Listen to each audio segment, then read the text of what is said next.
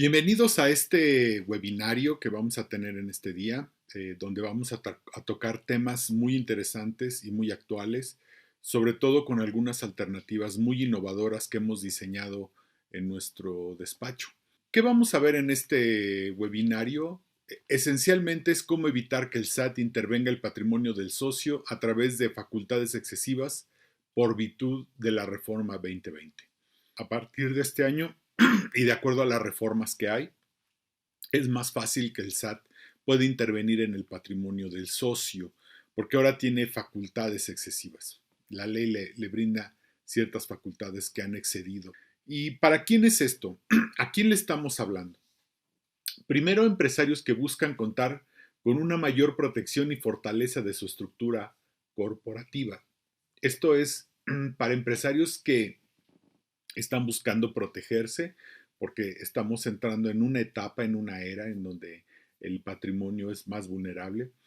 Para personas físicas y morales que hubieran aplicado estrategias agresivas y busquen optar por mejores prácticas, por ejemplo, pago de asimilados por más de 500,000 pesos. En años anteriores, empresarios han aplicado este tipo de estrategias, ¿verdad?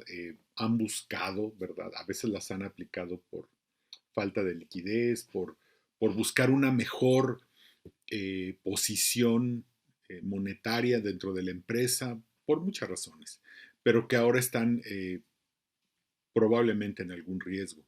Empresas que en general busquen una mejor forma de hacer las cosas desde un punto de vista legal fiscal, porque al final veremos que hay una mejor manera de hacer esto con estrategias innovadoras y dentro de lo legal. En este webinar vamos a conocer cómo es que hemos generado una estrategia para blindar el patrimonio de los clientes y de esta forma proteger sus recursos más valiosos. Tenemos una estrategia que queremos platicarle para blindar el patrimonio de nuestros clientes y proteger sus recursos, ¿verdad? No solo económicos, sus derechos, sus recursos humanos, todos los recursos que implican una empresa. Hablaremos de los nuevos criterios del SAT y de cómo va a estar actuando desde ahora y en un futuro y qué va a ser seguramente durante mucho tiempo, ¿verdad? Las campañas contra asimilados al salario, ¿verdad? Implementaron algo que se llama ProPrefas, Programa de Prelimitar para la Fiscalización de Asimilados al Salario, y entonces este programa está implementado ahorita y es toda una campaña. Todo ahorita lo vamos a comentar. Vamos a ver qué hacer al respecto. Déjame decirte esto, la mayoría de los empresarios optaron en años pasados por utilizar planeaciones agresivas con el propósito de pagar menos impuestos. Y hasta cierto punto entiendo esta posición de muchos empresarios. Hasta cierto punto puedo yo comprender esto. La verdad es que somos un país con una carga fiscal excesiva. Muchos empresarios, si pagaran su carga fiscal como tal como se les calcula de su negocio, prácticamente trabajarían para el SAT, ¿verdad? Es un socio por casi una tercera parte. Y el otro asunto con los impuestos es que empresarios y personas no vemos, ¿verdad? En los servicios no vemos nuestros impuestos que estén funcionando para algo realmente. No estamos viendo mejores carreteras, mejores servicios de salud, no lo vemos, ¿verdad? Los impuestos se han convertido en auténticos donativos, ¿ok? Y entonces muchos empresarios, incluso en un afán por sobrevivir a las crisis, por sobrellevar ciertas crisis, han implementado estas planeaciones agresivas. El único tema es que como ha cambiado en estos últimos 2 años, como han estado cambiando las leyes y como han estado viendo las reformas, pues ahora han quedado vulnerables, ¿verdad?, ante el SAT y es lo que vamos a platicar. ¿Verdad? Dentro de estas planeaciones estaban incluidas la compra de facturas, los asimilados al salario, las cooperativas, comanditas, planes privados de pensiones, sindicato, entre muchas otras. Y a partir del 2020 se reforma el Código Fiscal de la Federación y hubo una reforma penal cuyo propósito, ¿verdad?, era detener todo esto de una vez por todas. O sea, lo que está buscando el SAT es detener, ¿verdad?, de una vez por todas estas prácticas. El procurador fiscal lo dijo muy claro, ¿verdad? Se acabó la fiesta, ¿verdad? Se acabó esto que hacían. Y la verdad es que con esta reforma penal y las reformas al Código Fiscal de la Federación, pues en realidad se convirtió en un tema muy peligroso. Estas reformas son meramente recaudatorias. Aunque este gobierno prometió no subir los impuestos, no necesitó hacerlo, ¿verdad? Simplemente limitó las deducciones, ¿verdad? Impuso indirectamente, ¿verdad? Indirectamente se cortó los subsidios, cortó las deducciones o hizo que las deducciones fueran más difíciles. Esa fue su manera de aumentar impuestos y aumentó el endurecimiento de la recaudación.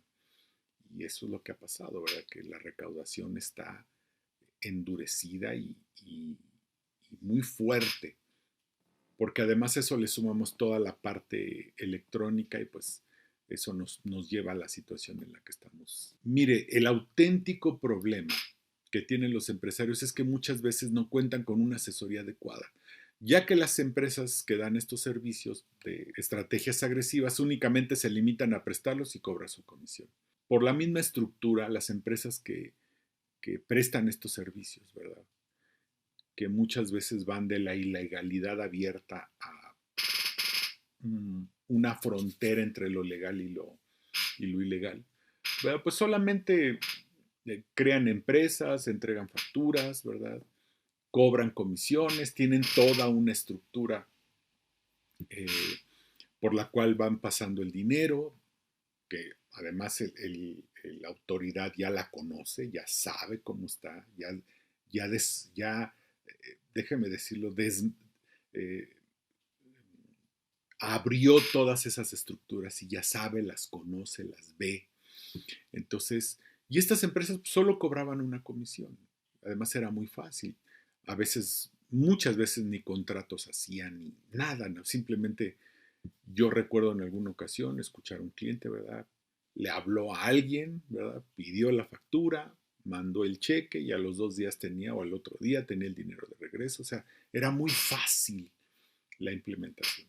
El gran tema es que ahora que están surgiendo los problemas, pues muchos de estos prestadores de servicios pues no están respondiendo a lo que sucede, ¿no? Eh, Recientemente me habló un cliente, ¿verdad? Porque algunos de estos proveedores, de sus proveedores, fueron listados en el 69B y el tema es que eh, pues le estuvo hablando a la persona que le prestó esos servicios y ni siquiera la llamada le toma. Y ese es el otro de los riesgos adicionales de estos temas, de que estas empresas no se hacen responsables. Y cuando domines esta información tendrás claro cuál es la estrategia para proteger tu patrimonio, ¿verdad? Te mostraremos las ventajas contra las desventajas de no hacerlo. Y una vez que tu patrimonio esté protegido, sabrás qué decisiones tomar posteriormente, ¿verdad? Y qué alternativas legales existen para modular tu carga fiscal. O sea, hay alternativas para que tu carga fiscal no sea tan alta, como te digo, innovadoras. Muy bien, ¿quién soy yo? Mi nombre es José Luis Sosa, ¿verdad? Soy contador público, tengo una maestría en impuestos. Soy autor del libro Contador, ¿por qué pago tantos impuestos? Yo fundé un despacho que se llama BPC Group, un despacho que es de contadores y de abogados. Tenemos una parte contable y una parte legal. Pero el asunto es en qué nos enfocamos, ¿verdad?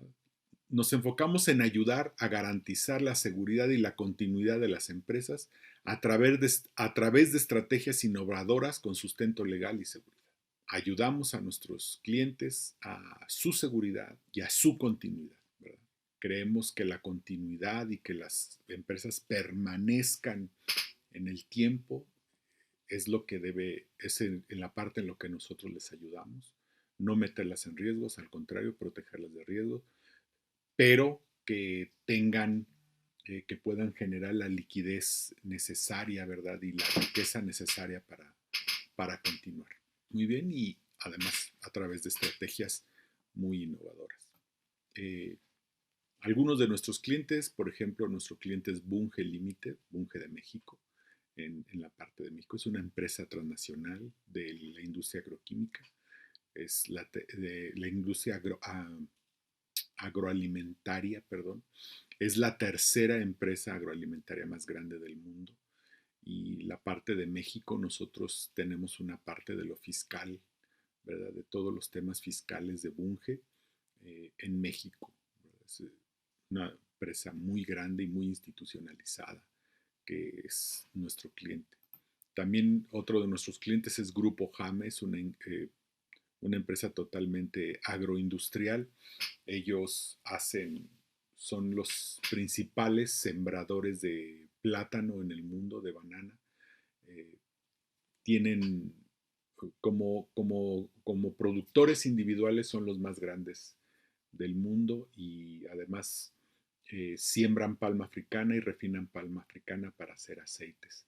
Y son líderes prácticamente en todo Centroamérica y el Caribe. Y ahora parte de México porque están aquí en México desde hace algunos años y ahora son nuestros clientes. Nosotros manejamos con ellos toda la parte fiscal y legal, la parte corporativa.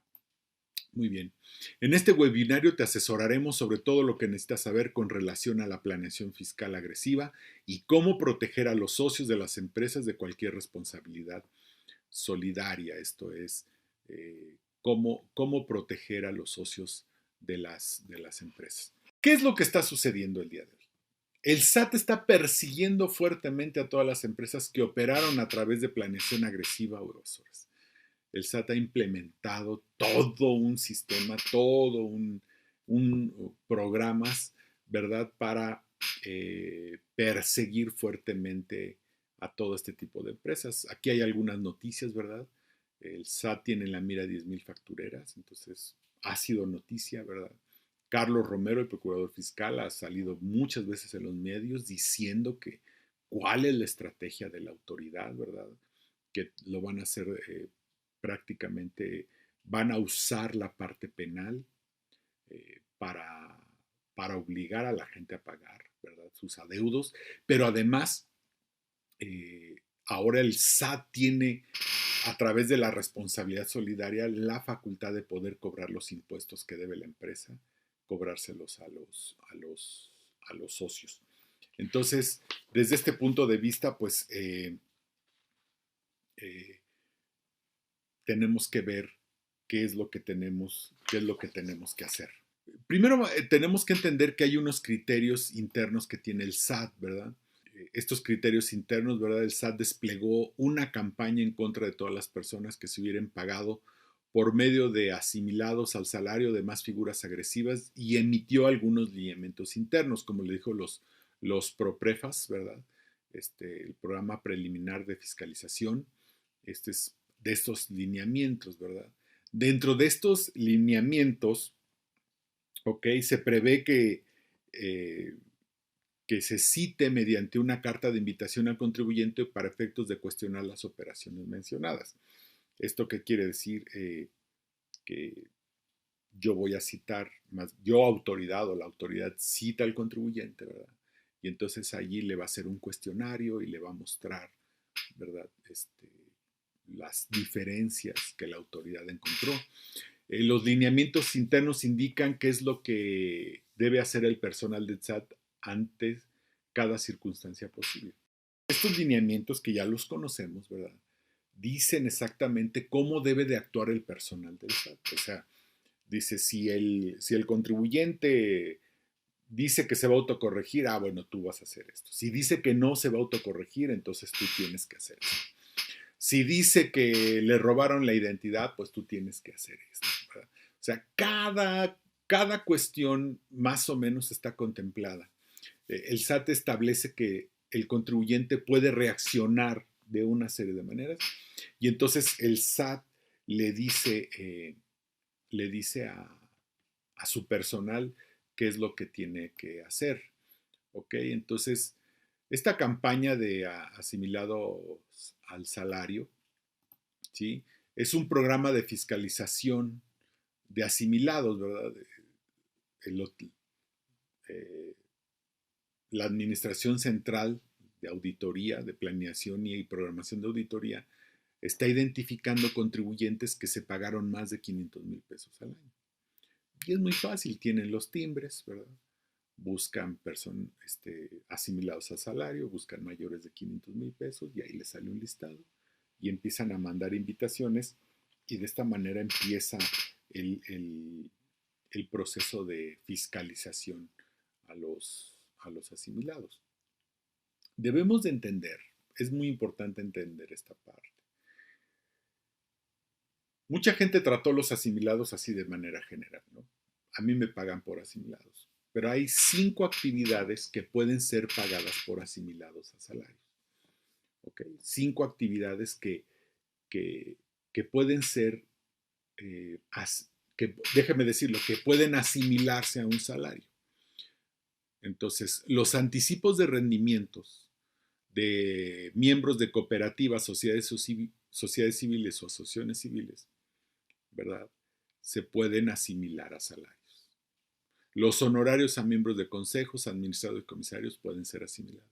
Los honorarios a prestadores de servicios, prestación de personas físicas pueden ser asimilados. Los ingresos pagados por personas morales a personas físicas con actividad empresarial pueden ser asimilados a salarios. Los ingresos obtenidos por la adquisición de acciones del empleador pueden asimilarse a salarios. Es muy importante entender que nosotros nos podemos ubicar en cualquiera de estas conductas. ¿Okay?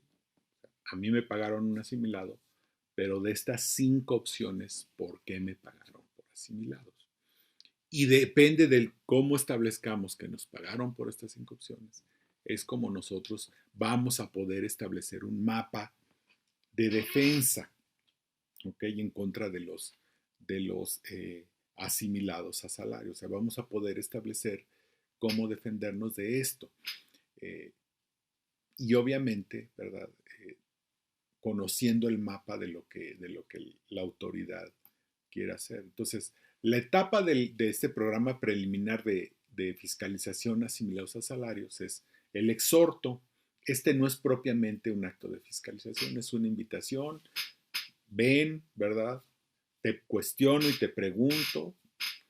Yo te digo, yo te hago las preguntas, ¿verdad? Y si allí no nos arreglamos, si allí lo que quiere la autoridad es que te autocorrijas, si allí no te autocorriges, bueno, entonces te mando un requerimiento y si ahí no te autocorriges, pues ya puedo llegar hasta un acto de fiscalización, como es una visita domiciliaria o una visita de gabinete, cualquiera de estas dos. Hay que tener al conocer bien este programa y todas las implicaciones y todas las vertientes que tiene, podemos establecer los escenarios derivados de cada una de estas etapas, de la notificación, del exhorto, del requerimiento o de las fiscalizaciones.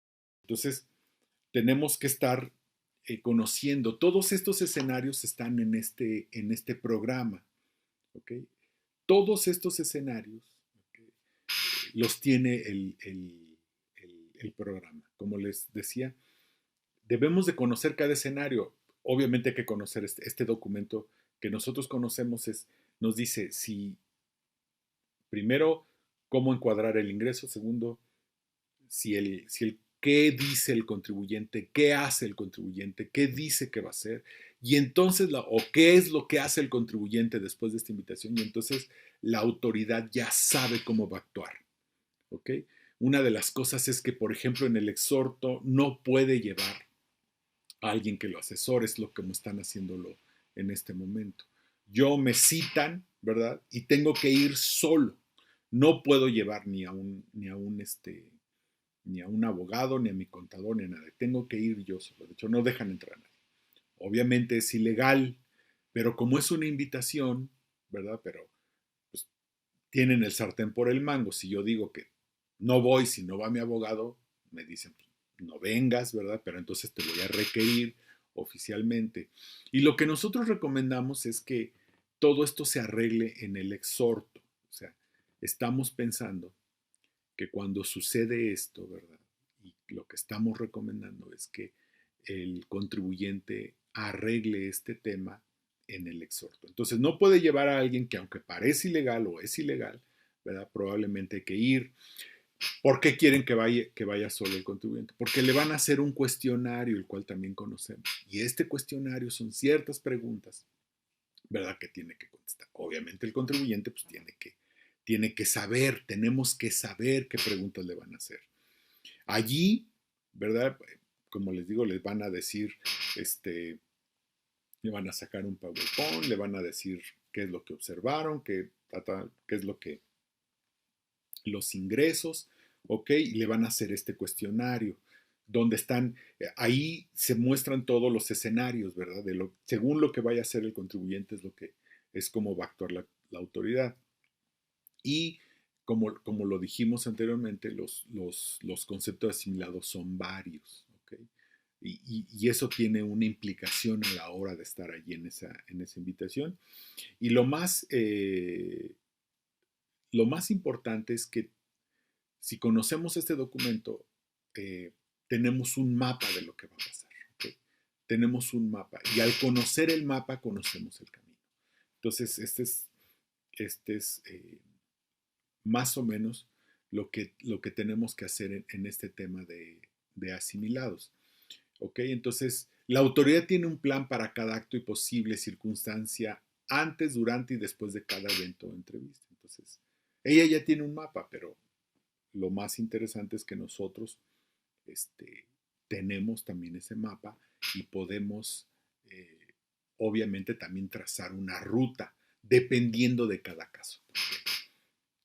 Dependiendo de cómo se pagó ese asimilado a esa persona, es como nosotros podemos trazar una ruta, ¿verdad? Entonces, eh, hay escenarios previos a la entrevista, escenarios durante la entrevista y escenarios posteriores a la entrevista que tiene. O sea, son los escenarios que tiene la autoridad en este caso y es, como decimos, en esta primera cita, en este exhorto, eh, eh, tenemos que poder arreglar esto. Entonces, tenemos que conocer esta entrevista porque entrevistan al contribuyente y entonces plantear eh, cada escenario dependiendo de qué pasó durante la entrevista.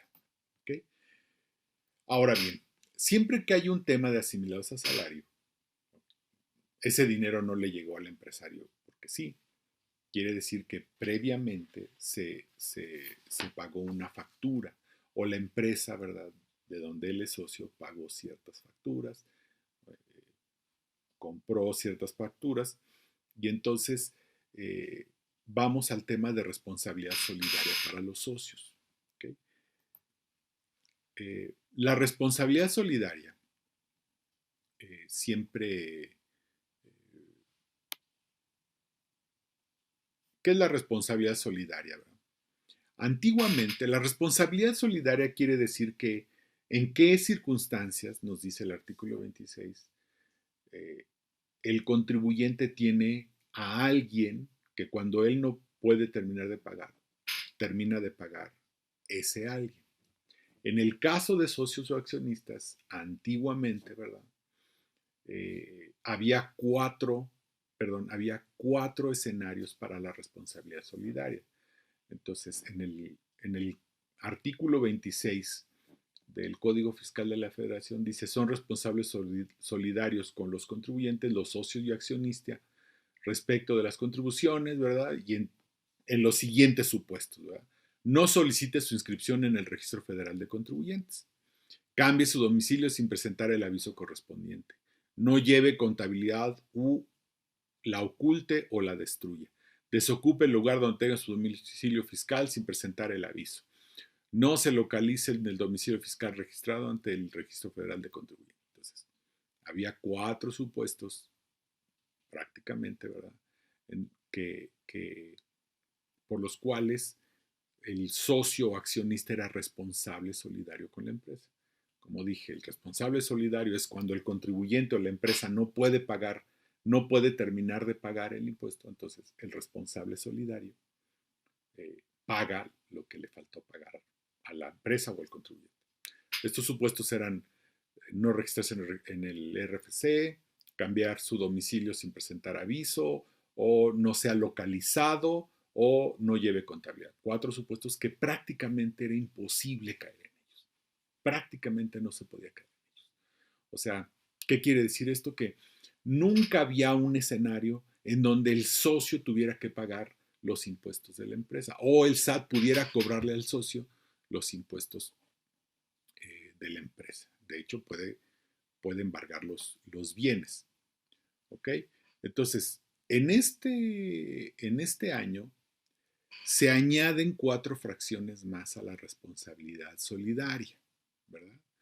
La fracción F, G, H, E, I. Y la fracción F es: omite enterar a las autoridades fiscales dentro del plazo que la ley establezca las cantidades que por concepto de contribuciones hubiera retenido o recaudado. Si yo retuve contribuciones o recaudé contribuciones como el IVA, o sea, si no pago el IVA que yo recaudé o hago algo para no pagarlo, o retengo por sueldos y salarios, por honorarios, por todo este tipo de cosas y no lo entero, soy responsable solidario. Pero hay dos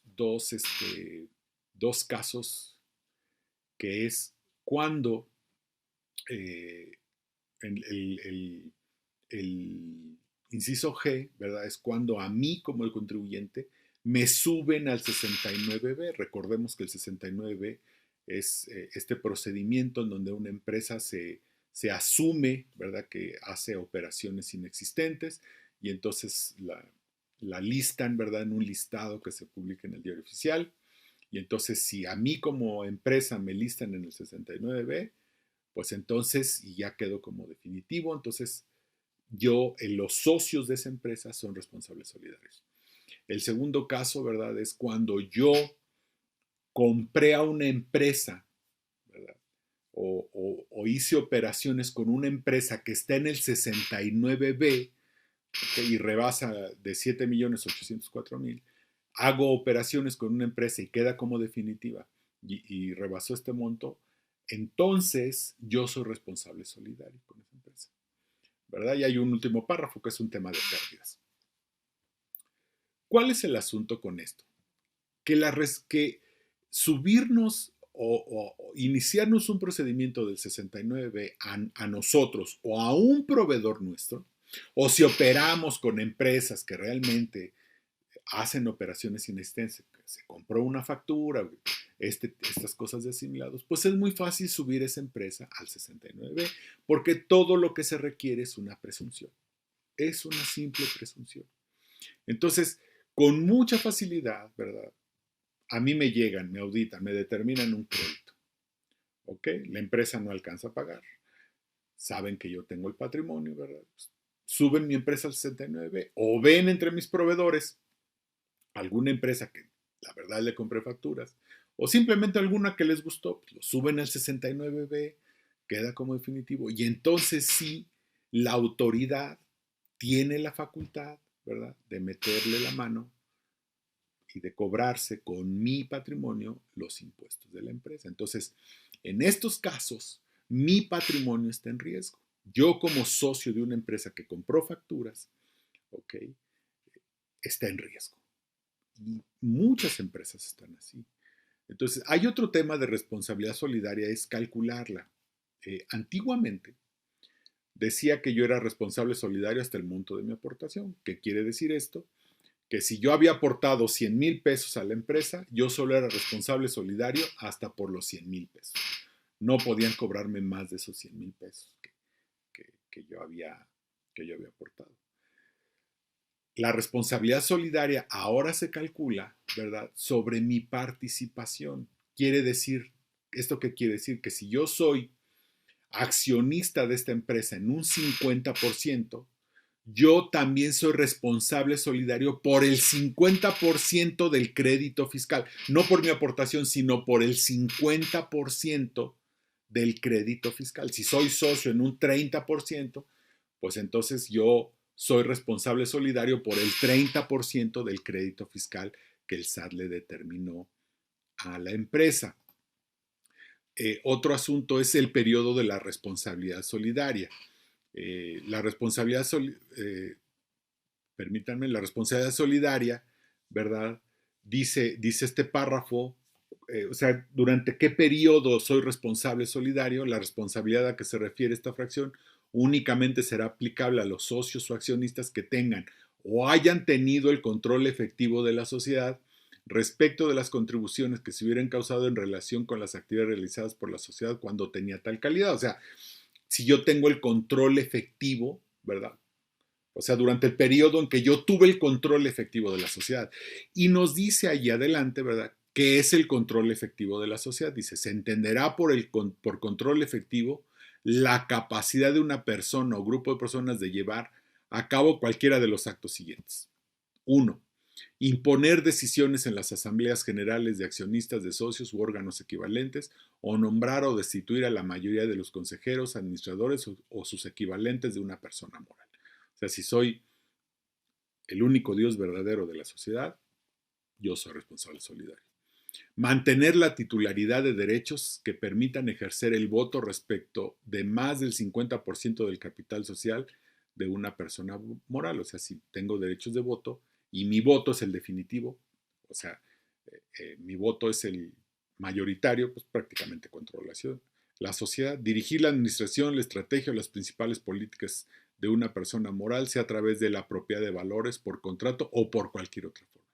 Entonces, es muy claro que es muy fácil, ¿verdad? Que si yo soy el accionista principal de la sociedad, si además estoy como en, en, tengo la mayoría de las acciones con voz y voto, ¿verdad? Además llego yo y eh, tomo decisiones y quedan claras las decisiones, pues seguramente yo estoy dentro de esta, este, este supuesto de que tengo el control efectivo de la sociedad. Entonces yo caigo en un tema de responsabilidad solidaria si es que la empresa compró facturas o algún tema de estos.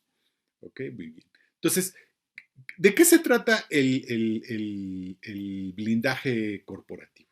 ¿Ok? Y vamos a ver qué es. El blindaje corporativo es um, toda una reestructura corporativa, ¿verdad? Y legal de la empresa. Es hacer toda una reestructura de tal manera que la responsabilidad solidaria la desviemos, ¿ok? Eh, implica, ¿verdad?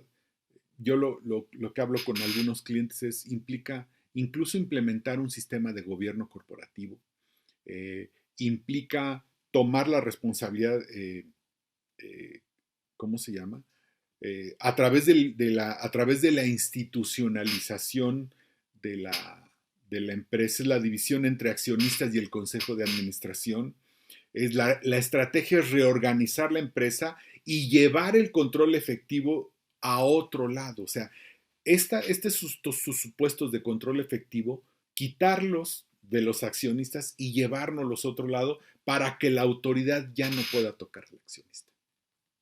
Entonces, pero es a través de la institucionalización, ¿verdad? No necesariamente así como tal la institucionalización, pero sí la reorganización corporativa, dividir a los accionistas y al consejo de administración, y es reorganizar la empresa, ¿ok?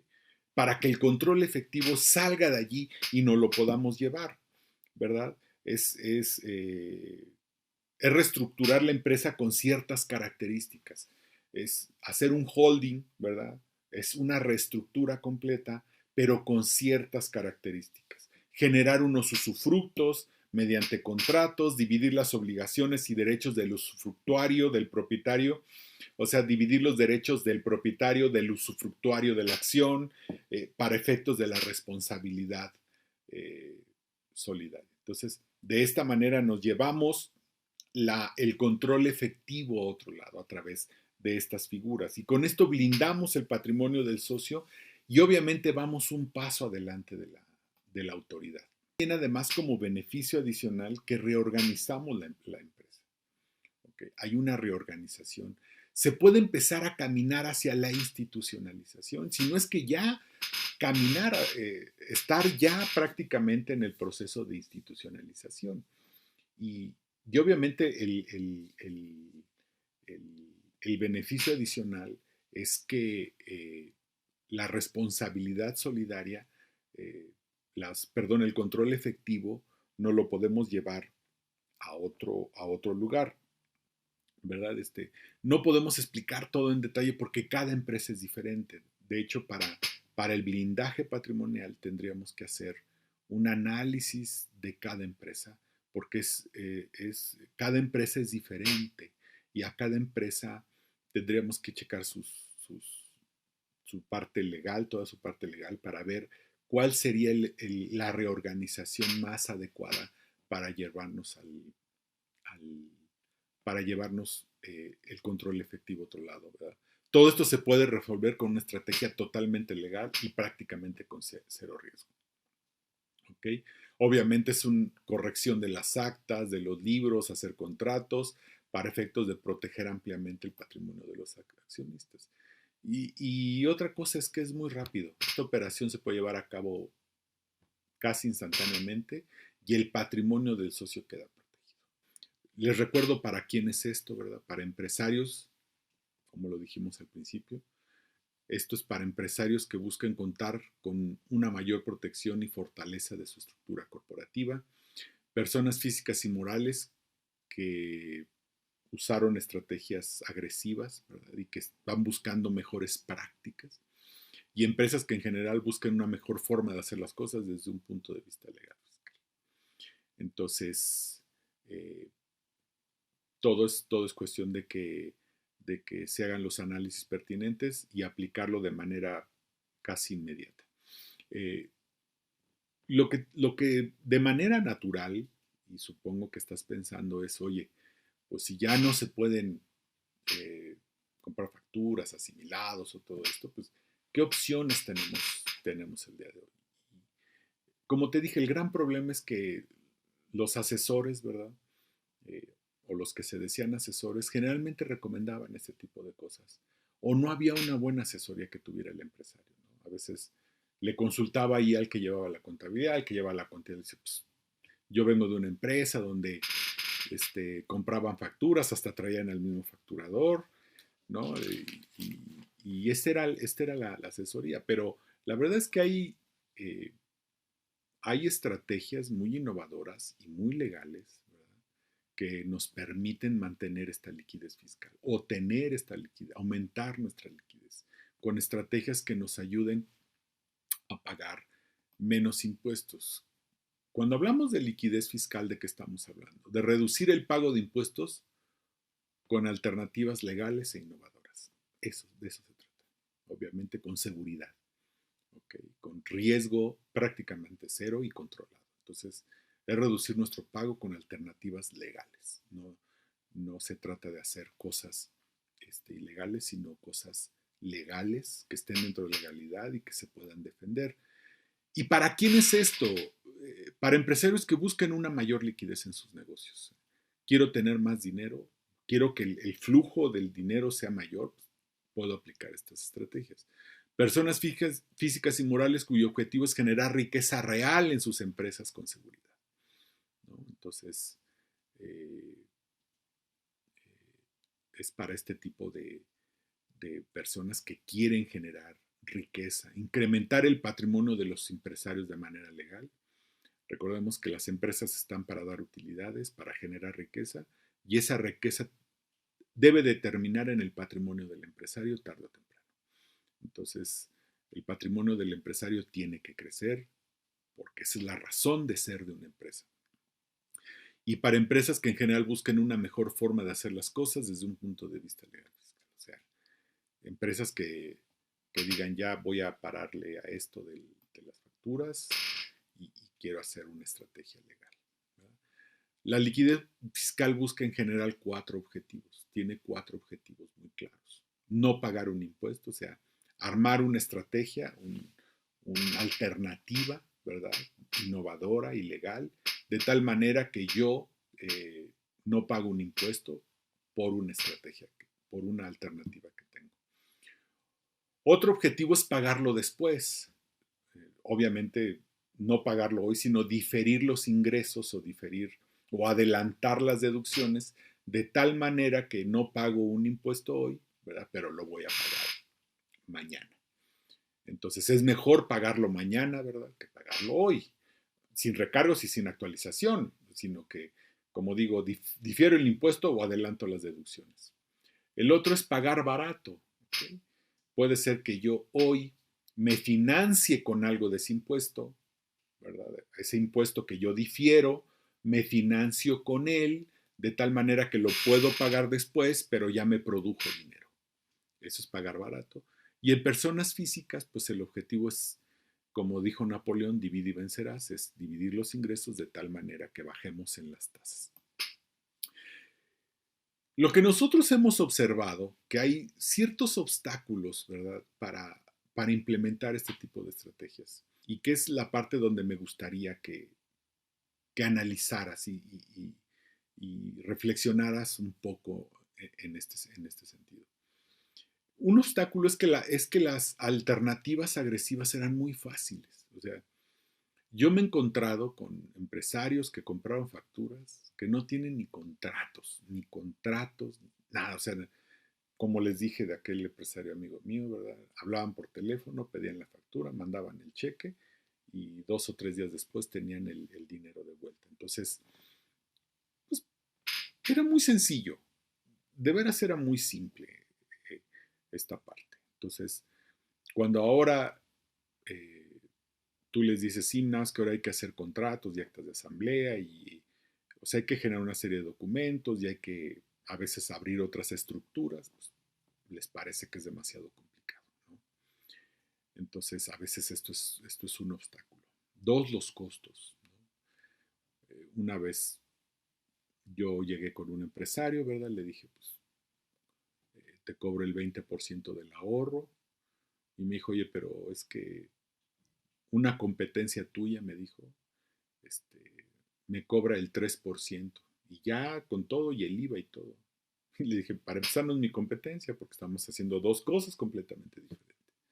Y la segunda, pues yo no puedo llegar a esos costos, ¿verdad? Porque lo que yo hago es legal y simplemente no podemos llegar a esos costos. O sea, los costos eh, obviamente no son lo mismo. Y ahorita vamos a ver por qué.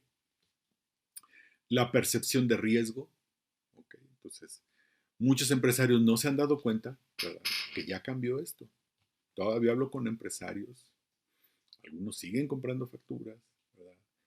Y le siguen y creen que esto es como el año pasado, ¿eh? Y no, o sea, la percepción del riesgo no ha llegado.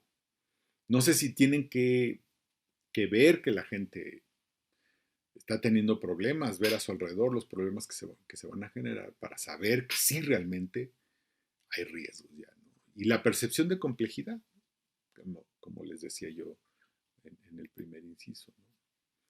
Y tenemos que hacer un cambio de mentalidad en este sentido. Sí, eh, hagamos un cambio de mentalidad porque ya va en riesgo. Hoy, temas del fisco, temas del SAT, ya está en riesgo, como les dije hace rato, mi libertad y mi patrimonio. Entonces, esto no quiere decir que debamos de vivir con miedo, esto no quiere decir que no podemos hacer negocios, podemos tener alternativas para reducir nuestra carga fiscal, podemos tener muchas cosas muy positivas, ¿ok?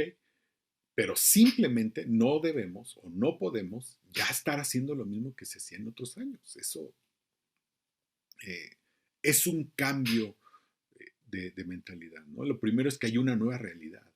Es una nueva realidad. O sea, hoy vivimos en una realidad distinta a 2019 y una realidad donde, como les digo, está en riesgo tanto el patrimonio como la libertad, ¿verdad?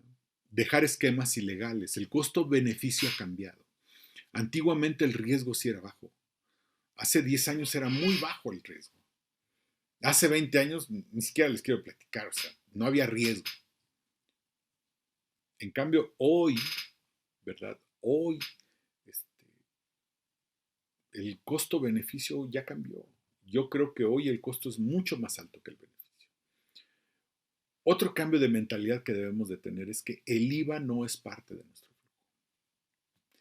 Cuando me decía este empresario es que me cobra el 3% y con todo y el IVA, o sea, le sumas el monto más el IVA y sobre todo eso me cobra el 3% o el 4%, no me acuerdo.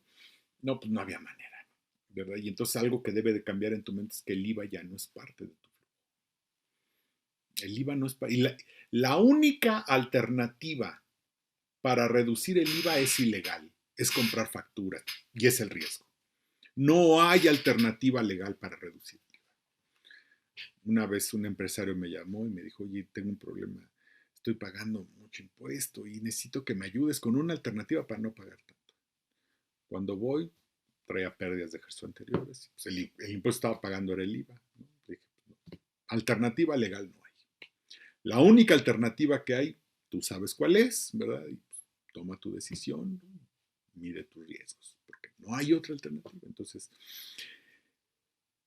si pagando el IVA, la liquidez de tu negocio se tropieza, entonces ve el siguiente punto. Hay que buscar nuevo modelo de negocio, ¿no? Es lo que muchos de mis clientes me han dicho, oye, es que si pago el IVA, pues se me cae el tinglado. Pues bueno, es que no ganabas, no estabas ganando. Probablemente tienes que revisar tu modelo de negocios, ¿verdad? O cambiar de negocio. Eso es cierto. Y por último, en cambio de mentalidades, hoy necesitamos mayores controles administrativos, porque el tema de la materialidad se ha vuelto un tema muy relevante.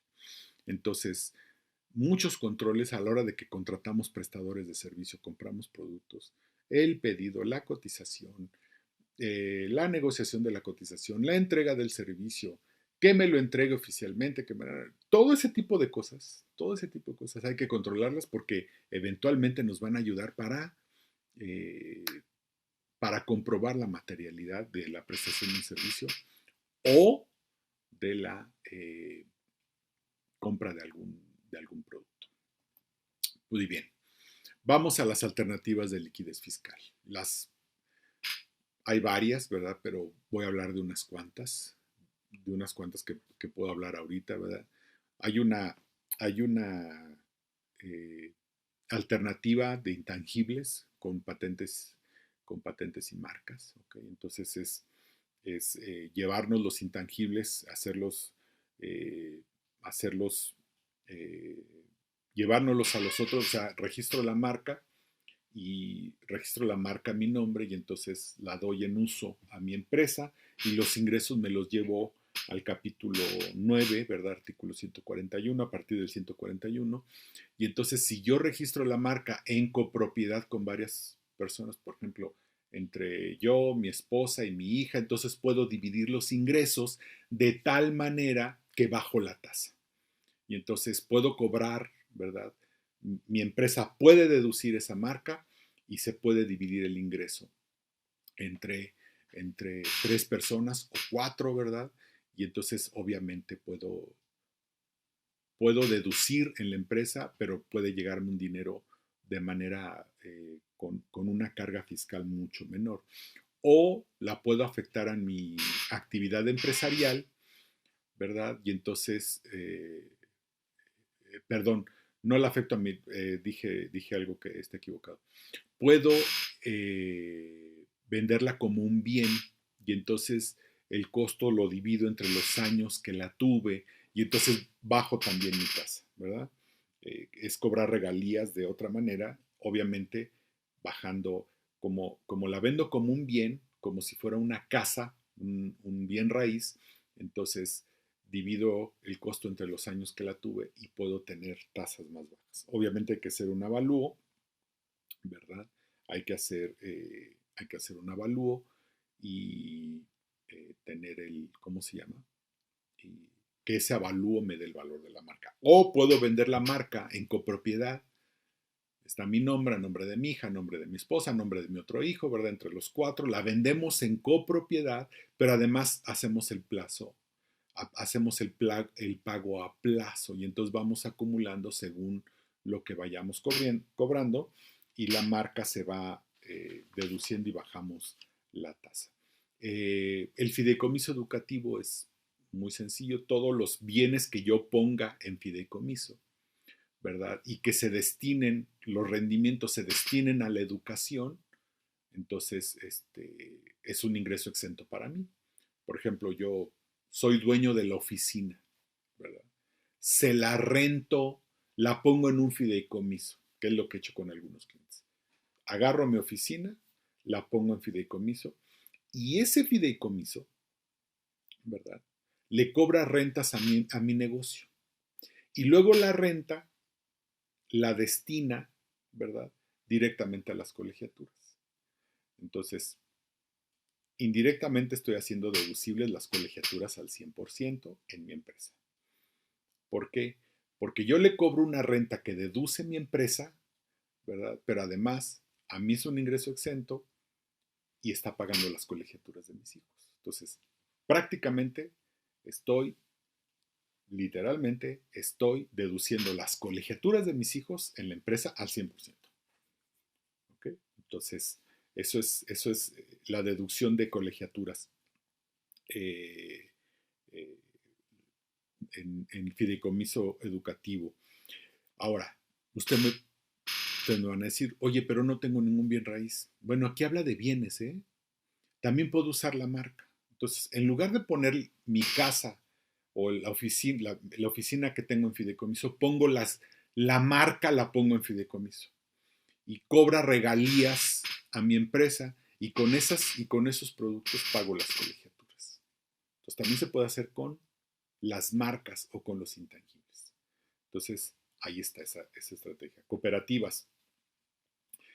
Las cooperativas, olvídense para remunerar, ¿eh? Eso ya se acabó. O sea, que pagan del fondo de previsión social, que pagan alimentos y no sé qué tantas cosas. No, se acabó. El beneficio que tienen las cooperativas tiene esencialmente dos, ¿verdad? Deducen compras, ¿ok?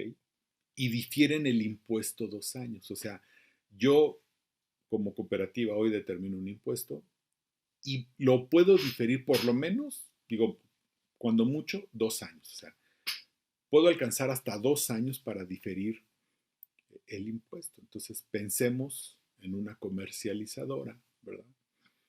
Yo soy una comercializadora que tengo inventarios, ¿verdad? Que tengo costo de ventas. Entonces, en lugar, compro, constituyo una cooperativa que me preste servicios de suministros, ¿verdad? Y entonces, ella los inventarios no le afectan y a mí me suministra conforme vendo. Entonces, tampoco tengo inventarios. Prácticamente, ¿verdad? Prácticamente estaría deduciendo compras a través de las cooperativas. Además, debemos de entender que este gobierno, que tiene tendencias de izquierda, ¿verdad? Le va a dar un impulso muy fuerte a las cooperativas. Entonces, vamos a ver muchas reformas en los próximos años acerca de las cooperativas, con beneficios fiscales y con beneficios de negocio y de algunos estímulos. El estímulo a pequeñas empresas y microindustrias. Estamos hablando eh, de las SAS, ¿verdad? Eh, de las SAS o de las SDRLs de microindustria. Hay un decreto de microindustria, ¿verdad? La SAS es un tipo de sociedad que podemos constituir a través de la Secretaría de Economía. Sociedad Anónima Simplificada se llama, por eso es SAS, ¿verdad? Pero ¿qué beneficios tiene esta empresa? Porque a veces la gente va a empezar un negocio pequeño, ¿verdad? O que apenas va a empezar, y luego, ábrete una SA, con todas las implicaciones que tiene la SA. Entonces, eh, mm,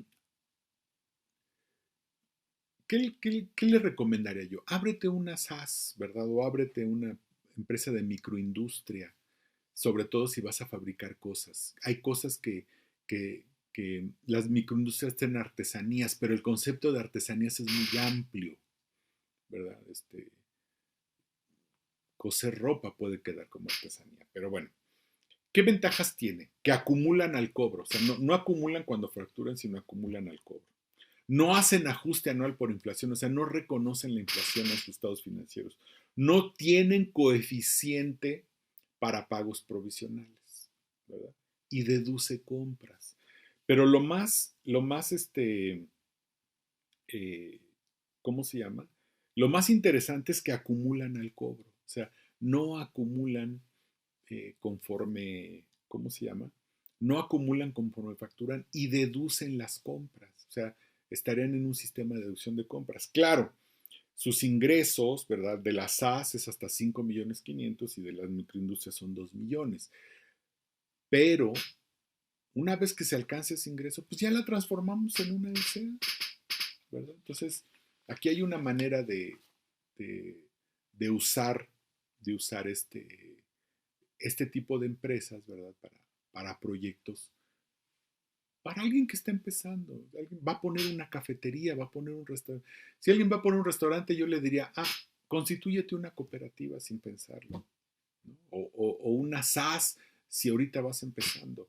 Este, eh, si vas a constituir algo pequeño, pues constitúyete como sea. Ya después vas creciendo y vas transformando la sociedad conforme lo vayas necesitando. Dividendos. Dividendos a partir de 2014 causan un 10% de retención y prácticamente se murieron porque si yo rebaso en un año más de 1.400.000, que son algo así como 120.000 mensuales, ¿verdad? La sobretasa del diferencial entre las tasas de persona física y persona moral, pues me empieza a quedar impuesto a pagar. Vamos a pensar en una empresa pagadora que paga impuestos, ¿no? Y que quiere pagarles a sus ejecutivos, ¿no? O pagarles de alguna manera, ¿no? Entonces, yo les doy unas acciones, ¿verdad? Acciones de socio industrial, este, con voz, sin voto, a estos ejecutivos, y les pago un dividendo.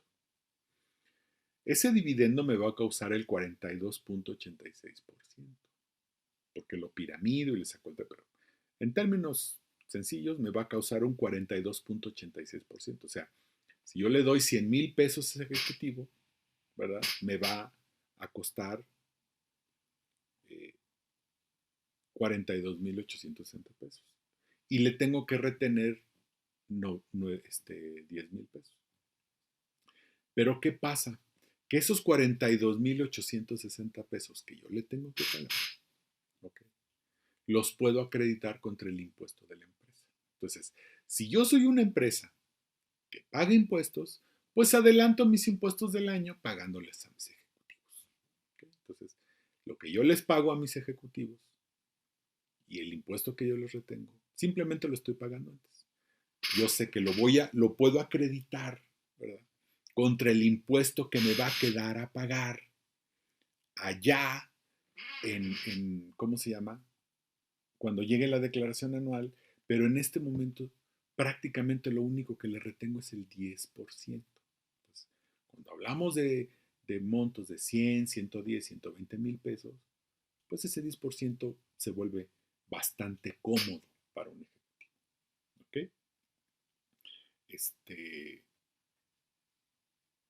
Prácticamente ese impuesto cedular sería de un 10%. La empresa integradora. Para explicar rápido, la empresa integradora es una empresa que la poseen otras empresas, ¿no? Es como un holding al revés, ¿no? Varias empresas son socias de una empresa que se llama empresa integradora. Hay que presentar una solicitud en la Secretaría de Economía, tiene algunas ventajas fiscales, muy pocas. Lo que pasa es que una de las ventajas que tiene la empresa integradora es que puede facturar por cuenta de sus integrantes, ¿no? Entonces, eh, yo tengo dos integrantes, ¿verdad? Yo facturo, ellos venden llantas y rines. Uno vende llantas, otro vende rines. Entonces yo facturo las llantas con el RIN, yo, integradora, la facturo por cuenta de ellos y cobro una comisión. ¿Ok? Y a ellos nada más les entrego un papel en blanco diciéndoles que facturé por ellos. Y yo solo acumulo mi comisión y facturo por cuenta de ellos. Y a mí me pagan los clientes. Ahora, ¿cuál es la ventaja? Que yo tengo un mandato de esos clientes y ellos, obviamente el mandato me pide que yo haga cuenta con ellos. pero ellos deben de acumular hasta que hagamos cuentas. Entonces yo puedo decirle, pues hacemos cuentas dentro de un año, ¿no? Y entonces yo bateo o yo difiero ingresos de hoy hasta dentro de un año. La pregunta lógica que viene es, si tú tienes mi dinero, ¿cómo voy a operar yo? ¿Okay? Bueno, pues yo tengo tu dinero, pero mediante un mecanismo yo puedo prestarte ese dinero hasta que hagamos cuentas. Entonces, tú me dices, oye, no hagamos cuentas, pero préstame el dinero. Entonces, de esta manera, yo puedo diferir el ingreso, ¿verdad? Puedo diferir el ingreso hasta el otro año y entonces es una manera de diferir el ingreso, de estar difiriendo ingresos y de estarlos acumulando, de controlar cuándo los quiero acumular y cuándo no. Porque a veces es el problema, ¿verdad? Entonces, puedo tenerlos sin acumularlos y entonces puedo ir jugando con esto, con esta parte. Reembolsos de capital. Eh, Miren, déjense de los asimilados, las PPPs, déjense de todo eso para pagar a los accionistas. Una manera muy eficaz de pagar a los accionistas es a través de reembolsos de capital, o a través de capitales, ¿verdad? Es un mecanismo en el cual a través de una reducción de capital se le paga al accionista. Es todo un mecanismo, ¿verdad?, que hay que implementar para pagarle al accionista. Y hay que hacer unas comparaciones, hay que comparar el el reembolso con la cuenta de capital de aportación, el reembolso, perdón, la cuenta de capital de aportación con el capital contable. O sea, hay que hacer allí unas comparaciones, ¿ok? Y de esa manera este, poder reembolsar. La gran ventaja es que los reembolsos de capital son ingresos no objetos, o sea, no causan impuestos. Y es natural que yo haya metido dinero y luego me lo quiera llevar como socio accionista y es un ingreso completamente legal. La otra es, eh, si yo tengo una propiedad que rento, ¿verdad? En lugar de acumular yo el ingreso, lo hago a través de un fideicomiso y entonces lo acumulo entre varios, ¿verdad? Insisto, tengo un bien en arrendamiento, que doy en arrendamiento, ¿verdad? Entonces yo acumulo, perdón, lo pongo en fideicomiso y divido el ingreso entre cuatro personas y entonces ese ingreso se divide entre cuatro y obviamente baja de tasa, ¿verdad? Rentas fideicomiso. Y otros más, ¿verdad? Incluso hay algunos que no se requiere, hay algunos mecanismos, ¿verdad? Que no se requiere flujo de efectivo y tenemos por lo menos 16 alternativas que hemos diseñado muy innovadoras en el despacho, que hemos diseñado algunas muy innovadoras, ¿verdad? Para reducir la carga fiscal de las empresas, para reducir la carga, modular tu carga fiscal, diferir, reducirla, que te financies, todo ese tipo de cosas este, para que tengas una mayor liquidez, ¿verdad?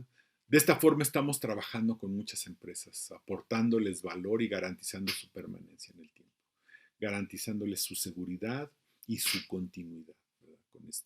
Con estas estrategias que no los ponen en riesgo, ¿verdad? La implementación de una alternativa de liquidez fiscal es sencilla, rápida y puedes ver los beneficios en muy poco tiempo. No por eso quiere decir que está hecha endeble, ¿no? Sino simplemente eh, a veces lo platico y parece que es algo muy complejo y no es tan complejo. La verdad es que no es tan complejo. Ok, ya se tiene muy estudiado todo y entonces su implementación tiene toda la documentación necesaria para hacerla y la hacemos de relativamente rápida. Entonces, si tú estuviste en una situación como la que vimos al principio de esta presentación, en cuestiones de facturas o de asimilados a salario, o necesitas una alternativa que te genere liquidez y riqueza, o ambas, ¿verdad? Durante los siguientes 5 días vamos a abrir un espacio en nuestro calendario y te vamos a apoyar con una evaluación que no tendrá costo. O sea, podemos tener una evaluación, ¿verdad? Que no te va a costar y que podríamos eh, hacerte esta evaluación de cómo está tu riesgo, cómo está tu liquidez. En esta reunión te vamos a asesorar acerca de lo que tu empresa necesita y determinaremos qué es lo más viable para efectos de proteger tu patrimonio al 100% o para efectos de aumentar tu liquidez o ambas, ¿verdad? Mira aquí en la parte de abajo, ¿verdad? Ve a la parte de abajo y presiona el botón que está aquí abajo, para programar una reunión estratégica online con nosotros. Programamos una reunión, nos vemos vía online y te damos una asesoría, ¿verdad? Podemos hacer una evaluación con cierta información que tú nos puedas dar y de ahí podemos ver qué podemos hacer y qué te podemos implementar. Pues muchas gracias, no dejes de agendar tu llamada online con nosotros, tu reunión estratégica con nosotros y espero que nos veamos pronto en esta reunión estratégica.